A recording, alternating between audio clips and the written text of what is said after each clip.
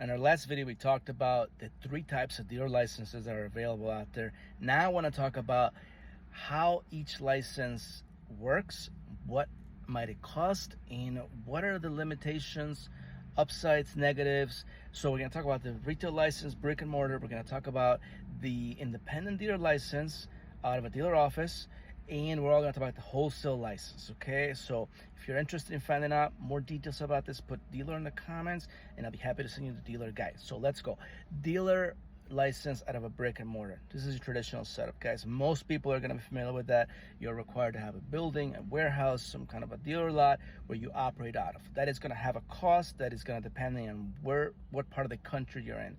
If you're near a big city, you're looking at big money. You know, could be anywhere from 5-10 grand a month and up. Okay, the sky's the limit when it comes to that kind of stuff. First month deposit, office setup. If you're going to have a sales team, you're going to have computers, desks, chairs, all that stuff. And you need to have an inventory on the lot. So there's going to be that. You need to buy some cars to put on the lot. So it's a pretty sizable investment for most people. For some people, it's a dream of them to have this dealer license and to have their own dealership. But you have to know what goes with it. It is a pretty big investment, and it's a huge investment on your time because you are required business hours. And if you own a dealer business, you are there 6 days a week, 7 if your state allows, because you want to be there to maximize your profit. Okay, number 2 is your independent retail dealer license. There are some states that allow you to have a retail license. There's very few, but we have the in on that. That will allow you to do that. And then it's a dealer office setup. So you're going to pay a monthly fee, typically between $300 to $500 a month for a dealer office, depending on what state you're in. And there's still going to be insurance, bonding setup for any kind of dealer license that you have.